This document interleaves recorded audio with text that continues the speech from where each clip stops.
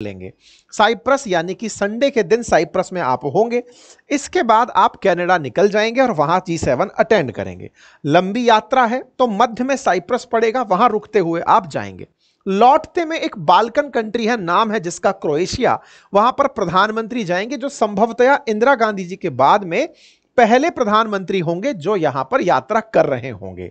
यानी इंदिरा गांधी जी की यात्रा के बाद क्रोएशिया कोई बाल्कन कंट्रीज में कोई भारतीय प्रधानमंत्री नहीं गया, आप जा रहे होंगे। तो इधर से जाते समय साइप्रस, फिर कनाडा, लौटते समय वहां से क्रोएशिया और फिर इंडिया, इस तरह से यात्रा होगी। और ये दोनों देशों के बीच में मतलब काफी अच्छे व्यवहार को विकसित करने में उपयोगी सिद्ध होगी।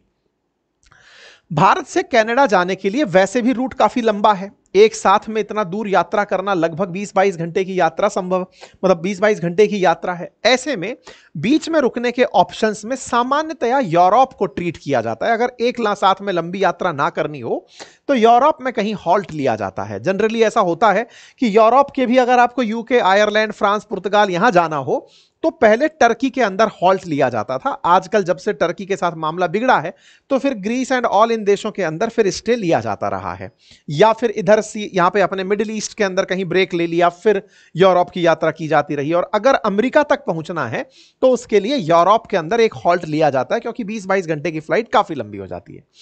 इसका कारण फिलहाल यह नहीं है कि साइप्रस में लंबी फ्लाइट के कारण रुक रहे हैं, कारण यह है कि यहां टर्की को कुछ संदेश देना है।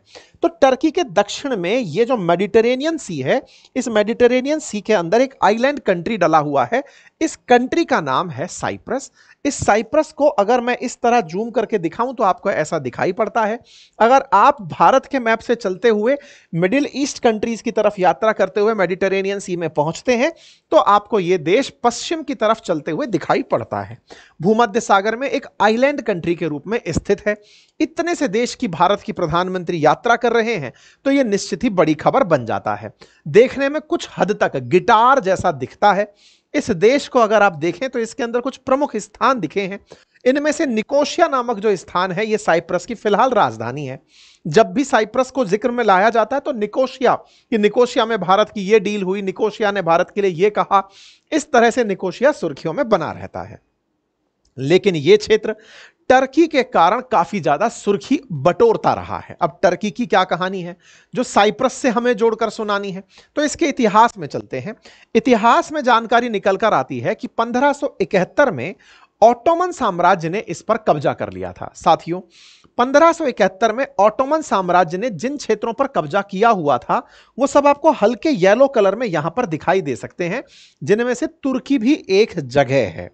असल मायने में ऑटोमन साम्राज्य को तर्क साम्राज्य के नाम से भी जाना जाता था। आज का जो तुर्की है वो अपने आप को उसी ऑटोमन साम्राज्य से कनेक्टेड मानता है। जैसे यूएसएसआर से रूस अपने आप को मानता है, ऐसे ही ऑटोमन साम्राज्य से, जिसके बारे में कहा जाता है कि उसने 600 साल से अधिक शासन किया, जिस ऑटोमन साम्राज्य के अंदर कई डिफरेंट एथनिसिटी के लोग या देश निवास करते थे, जिस ऑटोमन साम्राज्य के अंदर यूरोप से लेकर एशिया या अफ्रीका तक जिसका विस्तार होता था, उस ऑटोमन साम्राज्य में जो साम्राज्य का दूसरा नाम था वो तुर्क साम्राज्य था। हालांकि वो तुर्की नहीं था, तुर्की उनमें से एक छोटा सा देश है जो आज भी अपनी लीगेसी को ऑटोमन से जोड़ता है। प्रथम विश्व युद्ध के अंदर ऑटोमन एम्पायर जो ब्रिटेन द्वारा बनाया हुआ कोएलिशन था उससे हार गया। परिणाम यही निकला कि यह पूरी तरह से यह क्षेत्र शत विक्षत हो गया। परिणाम में यह भी निकला कि फिलिस्तीन जैसे देश में इजराइल की एंट्री करा दी गई। कुल मिलाकर ऑटोमन का पतन होना इस पूरे क्षेत्र की अस्थिरता के लिए जिम्मेदार रहा। खैर, हम उस इतिहास में नहीं जाएंगे कि ऑटोमन का क्या हुआ, लेकिन बस इतना बताना पर्याप्त है कि साइप्रस पर ऑटोमन एम्पायर का कब्जा हुआ करता था। 1571 से यहां पर कब्जा रहा। जैसे ही प्रथम विश्व युद्ध खत्म हुआ, धीरे धीरे ब्रिटेन सेना, असल मायने में ऑटोमन को हराने से पहले ही ब्रिटिश सेना ने यहां पर कब्जा करना शुरू कर दिया था। प्रथम विश्व युद्ध जो 1914 में हुआ, उस तक तो ब्रिटिश सेना यहां पहुंच करके ऑटोमन को हटाने का काम कर रही थी। यह कुछ उस समय का ऐतिहासिक मैप है जिसमें आपको दिखाई दे सकता है कि कैसे ब्रिटिशर्स ने 1878 में ही इस जगह पर अपनी रीच बनाना शुरू कर दिया था। देखिए, ब्रिटिशर्स की कहानी बड़ी स्पष्ट थी और वो ये थी कि ये लोग उन समुद्री क्षेत्रों में से यात्रा करते समय जहां से पानी के माध्यम से व्यापार हो रहा है और आइलैंड बीच में है, उन प्रमुख स्थानों पर कब्जा कर लिया करते थे ताकि इनकी नाविकों को वहां रुकने की इजाजत मिल सके। ऐसे में ही साइप्रस ऑटोमन से इन्होंने कबाड़ लिया था। खैर, इन लोगों के बीच में एक एग्रीमेंट भी हो रखा था कि ऑटोमन से ये मतलब जिसको साइप्रस कन्वेंशन के नाम से जाना जाता है कि ग्रेट ब्रिटेन को साइप्रस जो है वो ऑटोमन एम्पायर से मिला हुआ है। इस तरह की बातें कही जाती थी कि इनके बीच में एक डील हो रखी थी जो कि 1878 में हुई थी। 1878 में हुई इस डील के चलते ब्रिटिशर्स ने साइप्रस पर कब्जा किया हुआ था। लेकिन सेकंड विश्व युद्ध में जीत कर भी हारा हुआ ब्रिटेन, जिसने दुनिया के जिन जिन देशों पर कब्जा किया हुआ था उन सभी को छोड़ने का निर्णय लिया। जीतकर भी हारा ब्रिटेन, ध्यान से समझिएगा, क्योंकि जर्मनी को हरा करके ये लोग सोच तो रहे थे कि हम जीत चुके हैं, लेकिन ये बहुत बुरी तरह कर्ज में जा चुके थे। परिणाम निकला, इस दुनिया को एक नए लीडर के रूप में अमेरिका मिला। ब्रिटेन जीतकर भी हार चुका था क्योंकि इसके सारे के सारे उपनिवेश इससे आजाद होने के लिए सज्ज थे। और उसी क्रोनोलॉजी में आजाद होने पहुंचा सन 1960 में साइप्रस। 1878 से चला आ रहा ब्रिटिश साम्राज्य 1960 में जाकर के यहां से अंत हुआ और एक नए देश का जन्म हुआ। जैसे ही इस नए देश का जन्म हुआ, किसी का दिमाग दौड़ा और वो था तुर्की। दिमाग उसका यह दौड़ा कि जैसे ही ब्रिटिशर्स यहां से गए, तत्काल प्रभाव से जाकर मैं साइप्रस पर कब्जा कर लेता हूं और इस जगह पर अपना शासन पुराना वाला स्थापित कर लेता हूं, क्योंकि ब्रिटिशर्स यहां से जा रहे हैं। इस सोच के साथ उसने यहां पर हमले की प्लानिंग 1970s में की और वो इस प्लानिंग में कामयाब भी हुआ।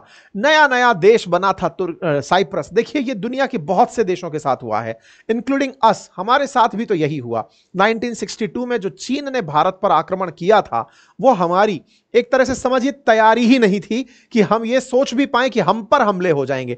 अभी हम इस हैंगओवर से ही नहीं निकल पा रहे थे कि इतने साल तक तो हमारे ऊपर किसी ने शासन किया है, ताजा ताजा आजाद हुए हैं, कोई हमको ही थोड़ी ना चाहेगा कि हम पर हमला किया जाए।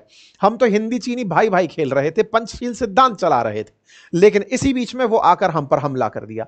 साइप्रस के भी हाल कुछ ऐसे ही रहे। 1960 में आजादी मिली, छोटू सा देश, ना कोई डिफेंस, ना कोई एक्सपोर्ट और ना ही कोई इसके पास डिप्लोमेटिक रीच। लेकिन इस बीच में तुर्की, जो कि लंबे समय से इस पूरी जगह पर नजर बनाए हुए था, इसने यहां पर हमला करने का प्लान किया। इसी बीच में होता यह है कि 1974 में साइप्रियस, जैसे इंडिया के लोगों को इंडियन कहा जाता है, ऐसे साइप्रस के लोगों को साइप्रियाट कहा जाता है ना।